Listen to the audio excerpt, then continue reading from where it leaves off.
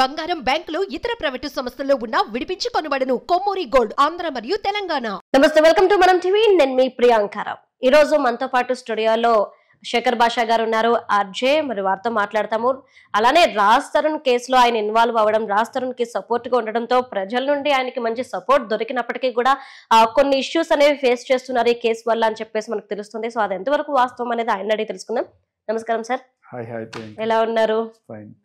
రాజ్ తరుణ్ కేసులో మీరు ఆయనకి పాజిటివ్ గా మాట్లాడడం స్టార్ట్ చేసిన తర్వాత మీకు కొన్ని బెదిరింపులు రావడం, అలానే మిమ్మల్ని ఇబ్బంది పెట్టే ప్రయత్నాలు చేయడం, కొంతమంది మీకు కాల్ చేయించడం, కేసులు నమోదు చేయించడం, ఇవన్నీ జరుగుతున్నాయని మేము విన్నాం. ఇది ఎంతవరకు వాస్తవం అంటారు?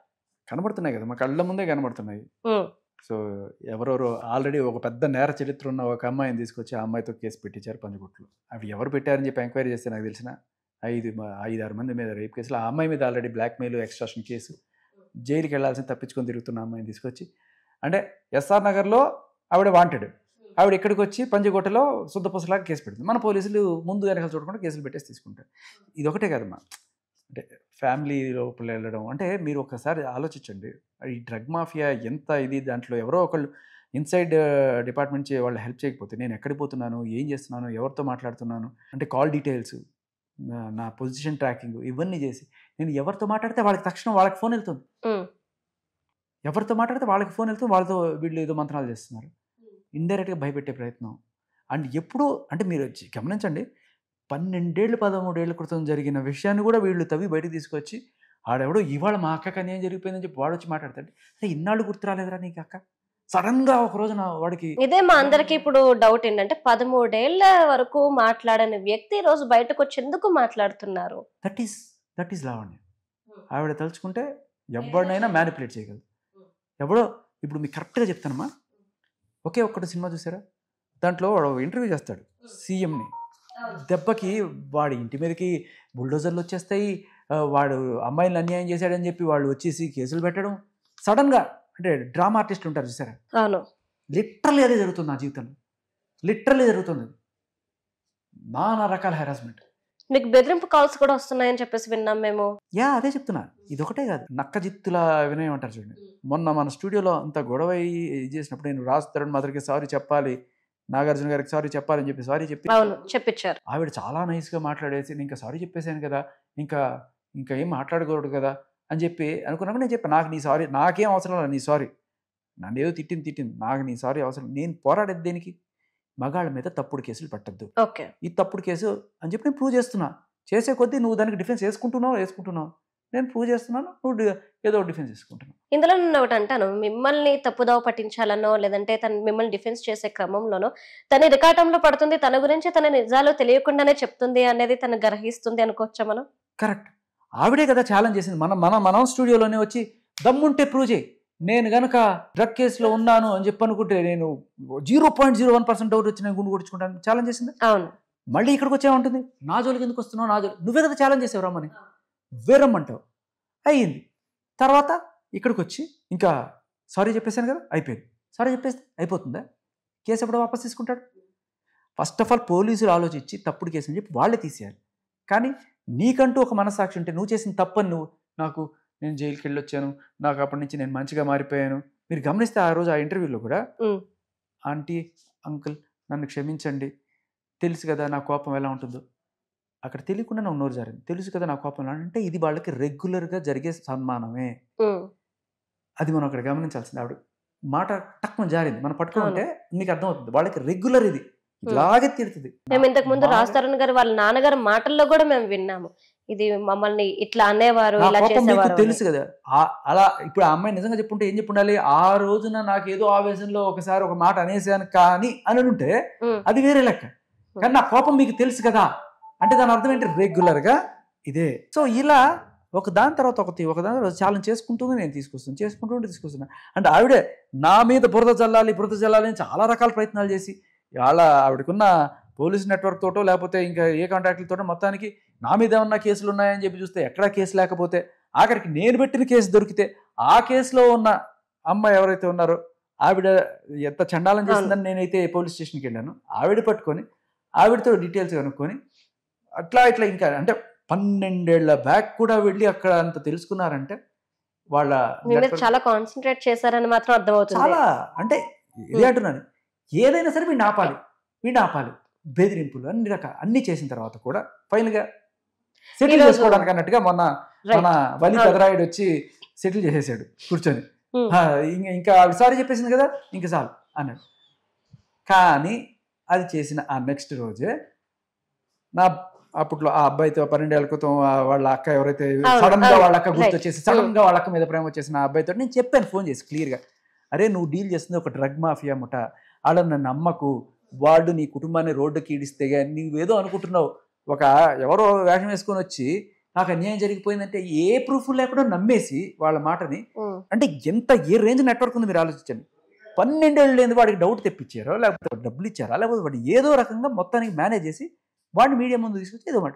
నేను అది ముందుగానే చెప్పేవాడికి వార్న్ చేశాను, రే ప్రస్తుతం సిచ్యువేషన్ ఇది, నీకు వచ్చి నీకు జరగచ్చు అని చెప్పడానికి ఫోన్ చేసినప్పుడు వాడితో మాట్లాడిన కాన్వర్సేషన్ పెద్ద ఏదో చాలా సాధించేసామన్నట్టుగా ఆ కాన్వర్సేషన్ లీక్ చేసి లోపల వింటే చాలా క్లియర్గా అర్థమవుతుంది ఆ అమ్మాయి నేను ఎంత ప్రేమించాను, మీ ఇద్దరు ఎలా కలిసి ఉన్నాం అనుకున్నాము, అమ్మాయి ఎలా జరిగింది, ఇదంతా చాలా క్లియర్, ఏమీ ఉండదు. కానీ తమ్మునేల్స్ ఏం పెడుతున్నారు, శేఖర్ భాష ఇది శేఖర్ భాష భాగవతం, ఇది చెప్పేవి నీతులు చేసేవి ఇలాంటి పనులు, ఎలాంటి పనులు రా అని చెప్పి చూడండి తమ్మునేల్ ఒకటి లోపల ఏమి ఉండదు. మళ్ళీ ఇలా పెట్టి అంటే ఏంటి, నీ లైఫ్ లో నీకేవో ఉన్నాయి కాబట్టి నీకు మమ్మల్ని అడిగే అర్హత లేదు అంటే దాని అర్థం ఏంటి, నిన్ను ఏమన్నా క్వశ్చన్ అడగాలంటే నేను కాంటాక్ట్ సర్టిఫికేట్ పట్టరావాలా, సరే నేను 30 మందితో తిరిగాను, నేను 40 మందితో తిరిగాను, అయితే ఏంటి వాళ్ళకి ప్రాబ్లం ఉండాలి, నీకేంటి ప్రాబ్లం, వాళ్ళు వచ్చి కేసులు పెట్టాలి లేకపోతే నా పెళ్ళం అడగాలి నన్ను, నీ ప్రాబ్లం ఏంటి, నేను 3 పెళ్ళిళ్ళు చేసుకున్నాను 30 పెళ్ళిళ్ళు చేసుకున్నాను, నీ ప్రాబ్లం ఏంటి, నేను వెళ్ళి ఎవరి మీద కేసు పెట్టలేదు, నేను మీడియా ముందుకు వచ్చి నాకు న్యాయం కావాలని అడగలేదు, నువ్వు వచ్చావు నువ్వు అడిగావు నువ్వు సమాధానం చెప్పాల్సిన స్టేజ్లో ఉన్నావు, నిన్ను అడిగేవాడికి కూడా కాంటాక్ట్ సర్టిఫికేట్ చూపించాలా నీకు. సో ఆవిడే గెలికి ఆవిడ కాల్ పెట్టగానే ఓకే నేను కొంతవరకు ఇప్పటిదాకా ఓన్లీ పేపర్లు ఇవన్నీ చూసుకుంటూ వాళ్ళ పర్సనల్ కాల్ మనకి ఎందుకు బయట పెట్టాలి అని నేను, అంటే ఇవన్నీ ఆల్రెడీ ఉన్నాయి మనం బయటికి తీసుకొచ్చి చాలా చూపించడమే, వాట్సాప్ గ్రూప్స్లో సర్క్యులేషన్స్లో ఉన్నాయి ఇవన్నీ. రైట్, అయితే ఆ కాల్ తీసుకొచ్చి పెట్టా, ఏమ్మా అంటే ఆ రోజున ఇక్కడ నక్క జిత్తులు వినయాలు ప్రదర్శించి సారీ ఇంకా నేను మీ జోలికి రాను మీరు నా జోలికి రాకండి ఇన్ని మాటలు చెప్పి రాత్రికి రాత్రి వెళ్ళి పావులాగా కాటు. సార్ అంటే ఇప్పుడు నేను ఏమంటున్నానంటే ఇన్ని రోజులు మీడియా ముందుకు నాకు మస్తాన్ సాయికి ఏమీ లేదు, కావాలని ఎలిగేషన్స్ చేస్తున్నారు, మేము ఫ్రెండ్స్, అలానే ఒక న్యూస్ ఛానల్లో కూడా ఫోనింగ్ లో మస్తాన్ సాయి కూడా తనకి నాకు మధ్య ఏమీ లేదు, ఏదైతే గుంటూరు కేసు ఉందో ఆ కేసుకి సంబంధించి మేము సెటిల్మెంట్ చేసేసుకున్నాము, దానికి దీనికి సంబంధం లేదు, మస్తాన్ సాయి వాళ్ళ పేరెంట్సే పెట్టించమని చెప్పేసి అన్నారు. ఒక కట్టు కథనే మన చుట్టూ అల్లి జనాల్ని పిచ్చోళ్ళని చేసే ప్రయత్నం చేసిన లావణ్య ఈ రోజు గ్రహించారు. I'm happy for that. ఈ రోజు రిలీజ్ అయిన ఆడియోకి ఆ అమ్మాయి ఏం సమాధానం చెప్పుద్ది వీళ్ళిద్దరు రిలేషన్ కి? ఆ అమ్మాయి కాదు, ఆ అమ్మాయిని సపోర్ట్ చేసిన లాయర్ ఏం సమాధానం చెప్తారు? ఇప్పుడు కూడా వచ్చి అది ఫేక్ కాల్ అండి, ఇది కావాలని చేశారండి, ఇంకా ఇలాంటివి చెప్తే జనాలు రాళ్ళిచ్చి కొట్టడానికి రెడీగా ఉన్నారు. ఫేక్ కాల్ అనేది ఇంకా లాస్ట్ ఆప్షన్ అంటాను సార్ నేను, మీరేమంటారు దీనికి? ఎందుకంటే లాస్ట్ టైం ఇది ఫేక్ అనేటప్పుడు ఆ అమ్మాయి బూతులు తిట్టిన వర్డ్స్ తో రిలీజ్ అయిన ఏదైతే ఆడియో ఉందో ఆ రోజు ఆ అమ్మాయి ఇది ఫేక్ అని చెప్పలేదు, మనుషుల మధ్య బూతులు మాట్లాడేది కామన్ అని చెప్పింది. అంటే ఈ రోజు ఫేక్ కాల్ అనేది ఛాన్స్ లేదు. అదే అంటున్నాను. అంటే ఇక్కడ ఎవరు పిచ్చోళ్ళు నాకు అర్థం కావట్లా. మీరు నేను కాదు, నేను ఫస్ట్ నుంచి వాదిస్తున్నా, మీరు సపోర్ట్ చేయడానికి వెళ్ళారు, అయ్యో ఆడకూతురు అన్యాయం అయిపోతుంది, మీడియా మొత్తం చాలా మంది ఎరి పుష్పాలు, కొంతమంది తెలివిగా అడిగారు. మేము అయితే ఫస్ట్ థింగ్ అసలు నిన్నెందుకు నమ్మాలనే క్వశ్చన్ తోనే మేము స్టార్ట్ చేసాం. గుడ్, బట్ మీడియాలో చాలా మంది పాపం అమ్మాయి అని చెప్పి జడేసుకొని పంజాబ్ డ్రెస్ వేసుకున్న ప్రతి వాళ్ళు అమ్మాయి మన సాటి మహిళ అనుకోకూడదు. ఒక్కసారి వాళ్ళు చూడండి, వాళ్ళ పాస్ట్ హిస్టరీ చూడండి, 45 రోజులు చెంచు కూడా జైలు ఊరికిన పెట్టరు కదా, మనం అంటే మళ్ళీ ఉలికిపాటు వస్తుంది, ప్రూవ్ చేయండి అని చెప్పి మనం అన్నీ చేసుకొస్తాం. ఆఖరికి ఇది చెప్పేదాకా ఇంకా ఏదో బొంకుతూనే ఉన్నారు కదా. ఇవాళ క్లియర్ కట్గా మొత్తం ఆ మస్తాన్ సాయి ఎందుకు ఇన్నాళ్ళు చెప్పుకుంటూ వచ్చాడు ఏం లేదని, ఎందుకంటే ఆయన కేసులు ఈవిడ తీయించాలి, ఆయన జుట్టు ఈవిడ చేతిలో ఉంది కాబట్టి కాలెత్తరా అంటే కాలెత్తాలి, కుక్కలాగా మొరగరా అంటే కుక్కలాగా మొరగాలి, అది పరిస్థితి. అంటే లావణ్య అందరి అందరినీ గుప్పెట్లో పెట్టుకొని ఆట ఆడుద్ది అంతే. అని ఆడియో కాల్ తో మనం ఈ కేసుతో మనం నన్ను prove కూడా చేస్తాం. భయపెట్టి ఆపాలని ఎన్ని రకాల ప్రయత్నాలు నేను అదే చెప్తున్నాను అమ్మా. ప్రతి మనిషికి చేసిన చిన్న తప్పైనా పెద్ద భయం కలిగి తయారు చేస్తారు వీళ్ళు. అసలు నేను అదే చెప్తున్నా. ఆవిడ మొన్న ఒక మాట అంది, చెయ్యి ఇంకొక 2 రోజులే తర్వాత ఏమన్నా in front there is crocodile festival అంది. మీకు గుర్తుందా? అవును, ముందుంది ముసలి పట్టుకోండి, అమ్మో నాకు భయం వేస్తుందని కూడా నేను అన్నాను. మీకు గుర్తుందా? రైట్. అదేమిటి తెలుసా, ఈ కాల్ రికార్డింగ్ నేను ఇచ్చేస్తా, నీకు ఉంటుంది ముందు. తప్పు చేసిన వాడు భయపడాలి, నేను ఎందుకు భయపడాలమ్మా? తప్పు చేసింది అమ్మాయి వాళ్ళ నాన్న, ఎవరైతే ఆ కాల్ రికార్డింగ్ లో మాట్లాడుతున్నారో వాళ్ళ నాన్న ఇష్టం లేని వాడికి ఇచ్చి పెళ్లి చేస్తే పెద్ద అమ్మాయి ఆత్మహత్య చేసుకొని చచ్చిపోతే, ఆ చచ్చిపోయిన అమ్మాయి ప్లేస్ లో సెకండ్ అమ్మాయి మైనర్ 9వ క్లాస్ పిల్లని తీసుకెళ్ళి మనిషి అట్లా 9వ క్లాస్ పిల్లని తీసుకొచ్చి 34 ఏళ్ళ వాడికి చేసి వాళ్ళు మళ్ళీ బొంకేది. ఎంత దారుణంగా అంటే వాడితో ఉంటే సుఖంగా ఉండేది కదా, వాడు కొట్టి చంపేస్తూ చెవుడు వచ్చేసి అమ్మాయి అలా అయిపోతే తప్పించుకొని పారిపోయి వస్తే ఇంటికి కసాయవాడికి గొర్రె తీసుకెళ్ళి మళ్ళీ వాడి దగ్గర పెడితే ఆ అమ్మాయి తప్పించుకొని వస్తే ఆ అమ్మాయికి నేను సహాయం చేసింది. అలాగే ఇవాళ వచ్చి నా మీద బొక్కుతున్నారు సిగ్గు లేకుండా. వాళ్ళు తప్పు చేస్తుంటే ఆవిడ అనుకున్న నేను తప్పు చేసి భయపడిపోతాను వచ్చేసాను. తప్పు ఉంటే నేను ఎందుకు వస్తాను నేను మళ్ళీ ముందుకి? అదే అంటున్నా, నువ్వు చేసావు, బయట పెట్టావు, ఇప్పుడు నీది బయటకు వచ్చింది. సరే, ఇప్పుడు లావణ్య విషయం పక్కన పెడితే లాస్ట్ టైం కాల్లో మాట్లాడినప్పుడు అత్తయ్య గారు మావయ్య గారు అంటూ మాట్లాడారు. నెక్స్ట్ రాస్తారు నాకు కావాలి, ఫైనల్ గా నీకు ఏం కావాలని మేము క్వశ్చన్ చేసినప్పుడు, అంటే డే 1 ఇంటర్వ్యూ నుండి రీసెంట్ గా నేను మాట్లాడినప్పుడు కూడా నీకేం కావాలని నేను క్వశ్చన్ చేసినప్పుడు రాస్తారు కావాలని చెప్పేసి చాలా క్లియర్ కట్ గా ఆమె చెప్పింది. మరి ఇలాంటి అమ్మాయి హర్యానాకి బుద్ధి నాన్న చిచ్చి నాన్న కూడా ఏదో అన్నారు కదా, మరి రాస్తారు బుద్ధి నాన్న అయితే వీడే నాన్న మీరు చెప్పాలి. ఒకటి షేర్ చేసుకుంటున్నాం, ఇంటి ఫ్రెండ్షిప్ కంటే ఎక్కువ ఇంటిమేసీ ఉంది, అర్థమైందా నీకు? Kiss each other, sleep together, Sai. నాకు తెలిసే టైం లేట్ అయింది అంటే నీకు ఎలా చెప్పాలో నాకు ఇక్కడ ఈ ఆడియో కాల్ లో మీరు ఇంతకు ముందు వినిపించిన దాంట్లో ఒకటి ఇక్కడ మీకు గుండె మీద చేసుకొని చెప్పరా, గుండె మీద చేసుకొని చెప్పరా. నా గుండె నీ దగ్గర ఉంది సాయి, నా గుండె నీ దగ్గర ఉంది, ఎలా వేసుకోను? నా గుండె నీ దగ్గర ఉంది, ఎలా వేసుకోను? నాది నీ దగ్గర ఉంది కదా, వేసుకొని చెప్పాను మీద. అడిగారు ఆయన గుండె ఈవిడ దగ్గర, ఈవిడ గుండె ఆవిడ దగ్గర ఉంది, మధ్యలో మనకి గుండెకి ఇస్తారా? మరి రాజతరుణ్ గుండె ఎక్కడుందమ్మా? ఎక్కడుంది? ఆయన దగ్గర ఉంది, రాజతరుణ్ దగ్గర ఉంది. అదేంటి ఎవరి దగ్గర ఉంది? వీళ్ళ గుండెలు ఒకరికొకరికి ఇచ్చేసుకొని రాజతరుణ్ నాకు కావాలా, రాజతరుణ్ రాకపోతే ఇది నా చిట్టినోనో నా బుద్ధి ఏంటి మహానటి, ఏమిటి మహానటన? సార్ ఈ ఆడియో కాల్ విన్నాక ఉండాలి ఒకటి క్లారిటీ ఏంటి, ఇన్ని తప్పులు మన దగ్గర పెట్టుకుని అంత నీట్గా వచ్చి బొంకుతున్నారే, ఆ పాపం అన్ని భరించి తిట్లు తిన అతను ఎక్కడ దాక్కున్నాడే, ఎంత దారుణం. జస్ట్ మహిళ, మీడియా, లాయర్ బెదిరింపులు చేస్తే ఎవడైనా ఇలా ఉండాల్సిన పరిస్థితి. దీనికి తోడు డ్రగ్ మాఫియా. సో వీళ్ళిద్దరి మధ్య రిలేషన్ ఉంది అని చెప్పేసి అయితే క్లియర్ కట్ గా ఆమె నోటితో ఆమె చెప్పింది. ఇప్పుడు అంతకు ముందే చెప్పింది. మీరు లాస్ట్ కాల్లోనే చాలా క్లియర్ గా వింటే ఇది ఆ బూతులు మాట్లాడిన దాంట్లో మస్తాన్ సాయి నన్ను 4 గోడల మధ్య సంసారం చేశాడని చాలా ఇదిగా చెప్పింది.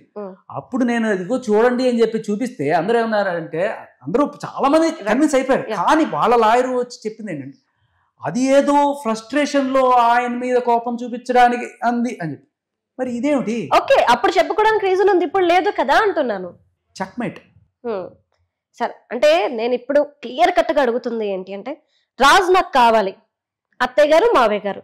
మరి అలాంటి అమ్మాయి రాజు నాకు కావాలి అన్నప్పుడు రాజ్ తరుణ్ ఫ్యామిలీని ఎందుకు ఇట్లా నెగిటివ్ చేయాలనే పాయింట్ ఆఫ్ వ్యూలో ఉంది? ఎందుకు వాళ్ళు రాజ్ తరుణ్ గారు వాళ్ళ నాన్నగారు హర్యానా ఇద్దరు మాట్లాడుకున్న ఆడియో కాల్ ని లీక్ చేయాల్సిన అవసరం ఏమొచ్చింది అసలు?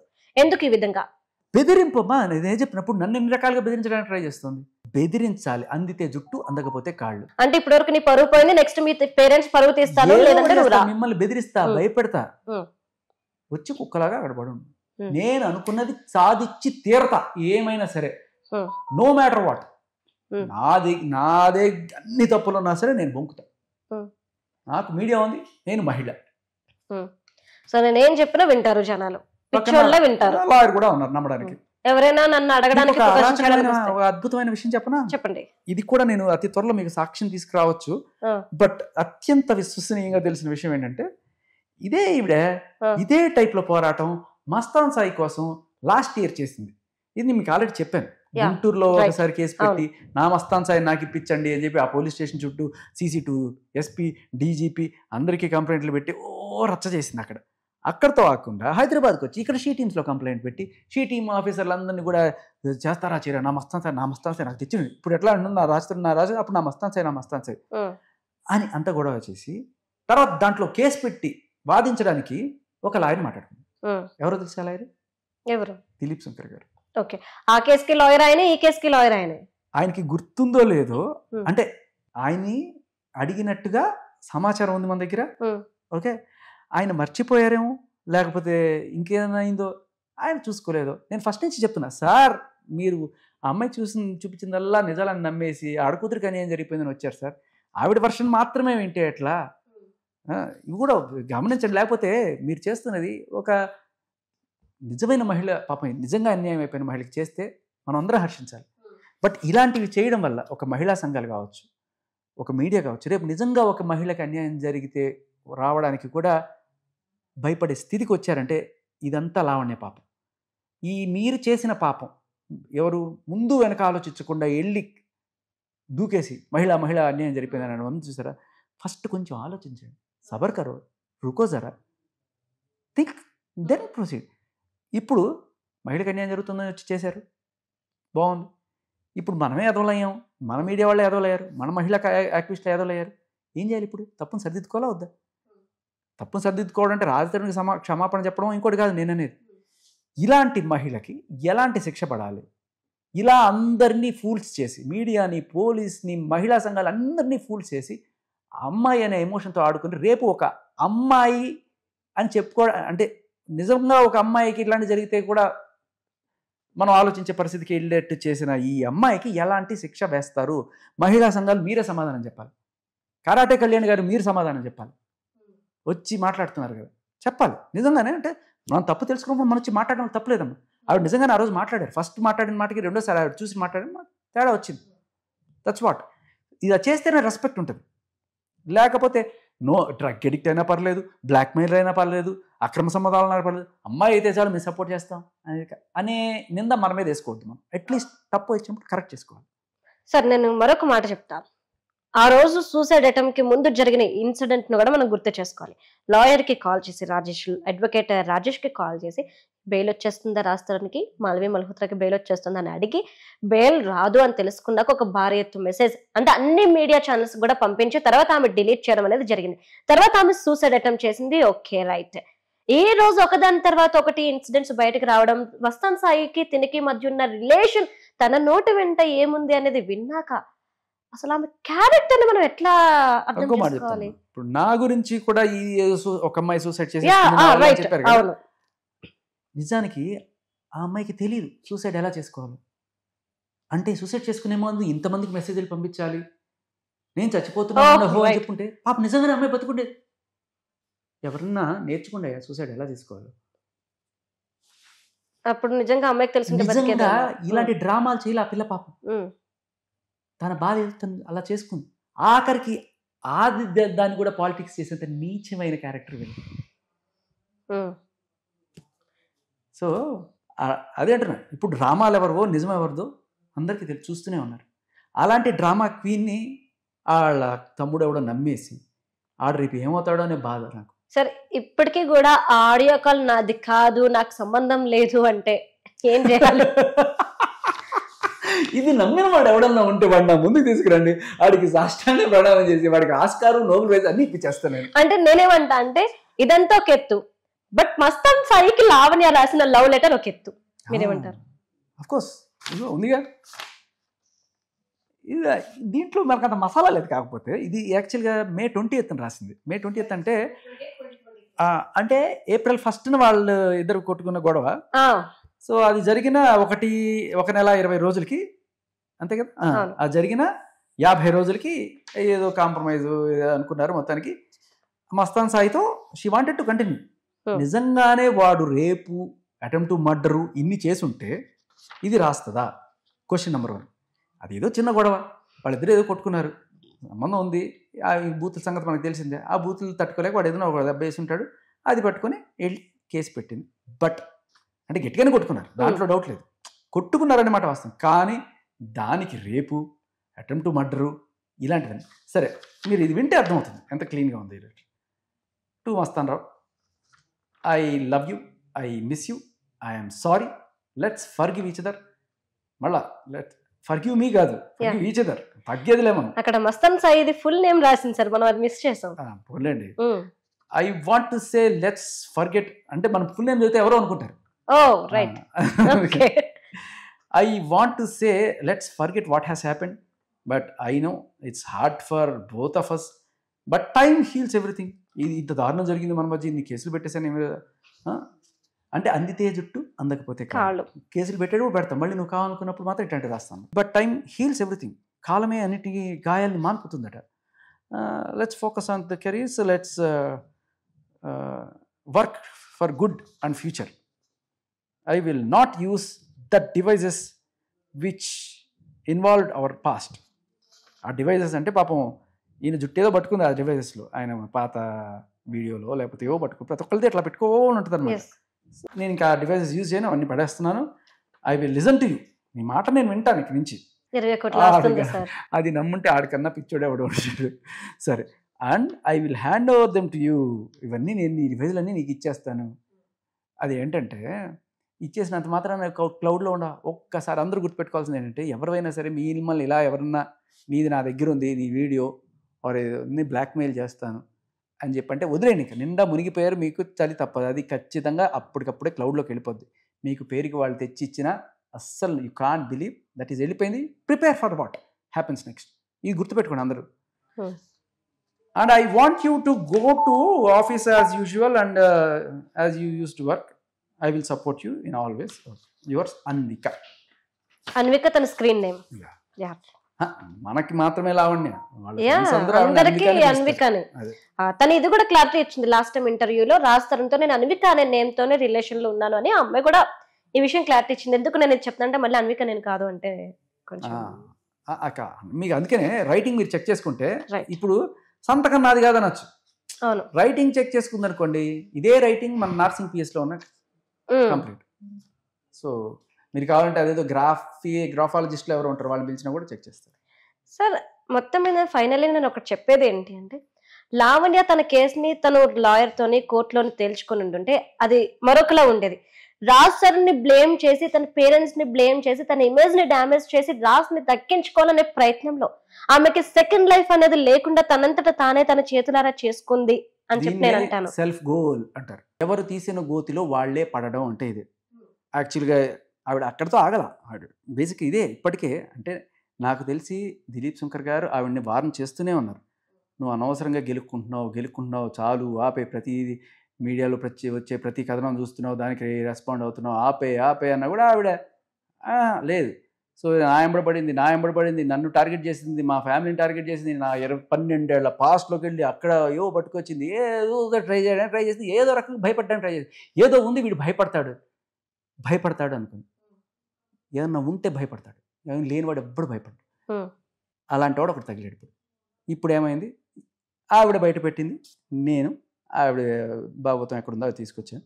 సార్ అంటే ఫైనల్గా మీరు ఇంతకు ముందు ఒక మాట అన్నారు ఇంటర్వ్యూ స్టార్టింగ్లో, నేను ఫైట్ చేస్తుంది ఇలాంటి కేసులు మగవాళ్ళ మీద పెట్టద్దు, పెట్టి హింసకు గురి చేయొద్దని. నేను నిజంగానే చాలా ఎథికల్గానే పోరాడానమ్మా. మీరు గమనిస్తే నేను ఓన్లీ సర్టిఫికేట్స్ పట్టుకొచ్చాను, ఇవి చూపించాను, వాళ్ళు అన్నిటికీ పెట్టుకుంటూనే పోతాను. అది నేను ఒక ఆశయం కోసం చేస్తున్న పోరాటం. దాన్ని పర్సనల్ లెవెల్కి తీసుకెళ్ళింది ఆవిడ. మా పర్సనల్గా మా ఇంట్లో మా ఫ్యామిలీ వాటిలో ఒక దూరడం, నా పర్సనల్ లైఫ్లో ఎప్పుడో 12 ఏళ్ళకి జరిగింది క్రితం దాన్ని తీసుకురావడం, ఏదో రకంగా పడుతుంది. ఇంత పర్సనల్గా మార్చింది, పర్సనల్ ఫైట్గా మార్చింది ఆవిడే. సార్ ఫైనల్గా లావణ్య మార్నింగ్ ఫస్ట్ నుండి ఇప్పటి వరకు మనం చూసుకుంటూ వస్తే అసలు ఆమెకి ఏం కావాలి అనేది ఏమైనా క్లారిటీ ఉందా? రాజ్ తరుణ్ కావాలా, లేదా రాజ్ తరుణ్ వల్ల వస్తున్న డబ్బు కావాలా, ఏం కావాలి? ఆవిడ కావాలంటే ఏదో ఒక ఉద్యోగం ఎక్కడో ఒక చోట ఎవడో ఇంతమంది సానుభూతి చూపిస్తున్నప్పుడు ఏ మీడియా ఛానల్లో వాళ్ళు ఎవరు పిలిచి ఒక యాంకర్ ఏదో ఇవ్వచ్చు కదా, నా జీవితం ఏమైపోతుంది, నాకు రాజు లేకపోతే ఏమైపోతుంది, నువ్వు చదువుకున్నావు, 2 కాళ్ళు చేతులు బాగానే పనిచేస్తున్నాయి, ఎక్కడో చోట ఉద్యోగం చేసుకోవచ్చు. మీరు చేస్తున్నారమ్మా, ఇప్పుడు గర్వంగా బతుకుతున్నారు మీరు మీ కాళ్ళ మీద. బాగా చదువుకోలేదా, బాగానే సినిమాలు ఇవి కూడా చేశారు కదా, ఒక ఏదో ఛానల్లో జర్నలిస్ట్గా చేరు, సంపాదించుకో, నీ కాళ్ళ మీద నువ్వు బతుకు. ఆడివ్వాలి ఆడివ్వాలి ఆడివ్వాలి. నువ్వు బతుకు చూపించు, నీకు నిజంగా అంత దమ్ము ఉంటే నువ్వు అంతకన్నా రాజధాని కన్నా పెద్ద గొప్ప ఇమేజ్ తెచ్చుకొని రాజధాని నీ దగ్గర తెప్పించుకున్నట్టు that should be the spirit. నేను హౌస్ వైఫ్ని అయితా, నేను జీవితానికి పుట్టిన దగ్గర నుంచి నాకు ఒకటే కోరిక, నేను హౌస్ వైఫ్గా ఉండాలంట. జీవితంలో ఎవరు ఇట్లా చెప్పడం నేను వెళ్ళలేదు. నేను 100 లైవ్ షోస్ చేశాను. ఎవరినన్నా నేను యాస్ట్రోనట్ అవుతా, చిన్నపిల్లలు సరే ఫ్యూచర్లో చాలామంది పెళ్ళిళ్ళు చేసుకుంటారు, కానీ చిన్నప్పటి నుంచి ఎవరు ఇట్లా అనుకోరు. నేను యాస్ట్రోనట్ అవుతా, నేను సైంటిస్ట్ అవుతా, నేను డాక్టర్ అవుతా, ఇట్లా నేను చిన్నప్పటి నుంచి హౌస్ వైఫ్ అవుదాం అనుకున్నాను. అంటే ఎలా పెంచుతున్నారు మన తల్లిదండ్రులు మనల్ని అనేది చాలా ఇంపార్టెంట్.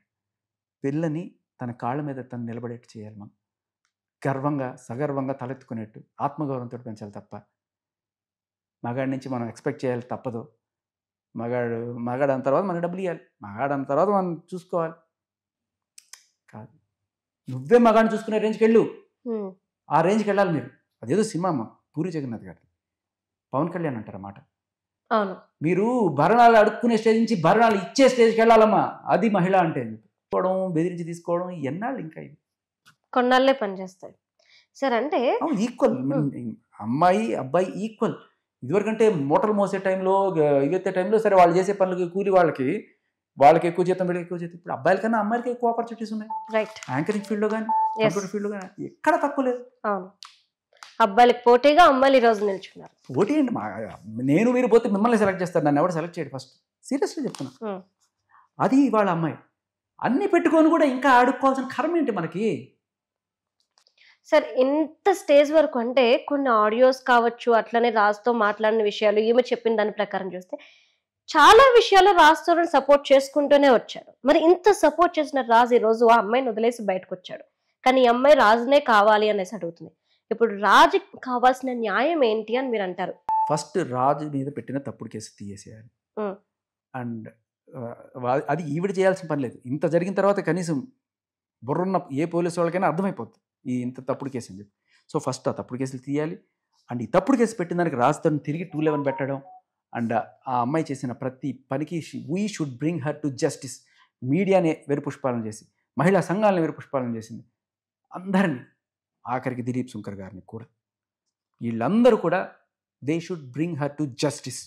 ఆవిడికి పడాల్సిన శిక్ష పడాలి.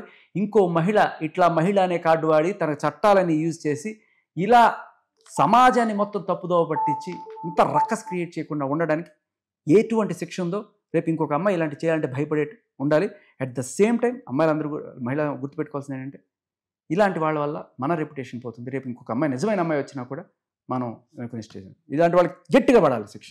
సార్ ఒకటి చాలా మంది అడుగుతున్న క్వశ్చన్ ఏంటి అంటే, లావణ్య వచ్చి రాజ్ తరుణ్ గారి ఫ్యామిలీ మీద, రాజ్ తరుణ్ మీద ఇన్ని ఎలిగేషన్స్ చేస్తుంది, ఇంత నెగిటివిటీ క్రియేట్ చేస్తుంది, ఎందుకు రాజ్ బయటకు రావట్లేదు, మీడియా ముందుకు రాకుండా దాక్కుంటున్నాడు, భయపడుతున్నాడా? అలానే రాజ్ పిరికివాడు అన్న కామెంట్ ఏమి నోటి నుండి కూడా మనం ఒకసారి. రాజే కదమ్మా ఇవాళ రేపట్లో ప్రతి మగాడు పిరికోడే. ఎందుకంటే ఇలా మీడియా కావచ్చు, ఫస్ట్ ఆఫ్ ఆల్ మీడియా భయపెట్టేస్తున్నాము. రాజ్ తరుణ్కి ఎన్నేళ్ళు జైలు శిక్ష పడుతుంది ఇలాంటి thumbnails పెట్టి. అమ్మో ఏమైపోతుందో, నా కెరీర్ ఏమైపోతుందో భయం ఉంటుంది కదా. When you got nothing to lose. Media channels అట్లా ఉండవు. కాదు నేను అనేది, ఇప్పుడు ఆవిడికి ఏమీ లేదు పోగొట్టుకోవడానికి. ఈయన పెద్ద కెరీర్లో ఉన్నాడు. సో పోతే ఈయనకే పోతుంది. కానీ ఆవిడ అర్థం చేసుకోలేదంటే ఈవిని ఇన్నాళ్ళు ఈయన నమ్ముకొని ఉంది కదా. అంటే ఆయనతో సంబంధం ఉన్నా లేకపోయినా వేరే వాళ్ళతో తిరిగినా కూడా ఆయన ఇంట్లో ఉండనిచ్చాడు కదా. అలాంటిది ఆయన్ని బంగారు గుడ్డు పెట్టే కోడిని కోస్తే మొత్తం బంగారం వస్తుంది అనుకుంటే ఎట్లా? కోడే చచ్చిపోతే నువ్వు ఎట్లా బతుకుతావు? కానీ సూసైడ్. ప్రజలు మాత్రం ఒకటి ప్రూవ్ చేశారు, వ్యక్తిగత జీవితంతో సినిమాకి మాకు సంబంధం లేదు అని పురుషోత్తముడు హిట్ తో ఒక స్టేట్మెంట్ అనేది ప్రజలు ఇవ్వకని ఇచ్చారు. దీన్ని ఎలా చూద్దాం అంటే, ఇక్కడ నుండైనా రాజ్ ఎలా చూద్దాం అంటే థియేటర్లకు వెళ్ళి మాత్రమే చూద్దాం, పైరసీ చూడకండి. రైట్. థ్యాంక్ యూ శేఖర్ భాషా గారు, thanks for coming. Me personal interviews మరియు వ్యాపార ప్రకటనల కొరకు ఈ నెంబర్ని సంప్రదించండి.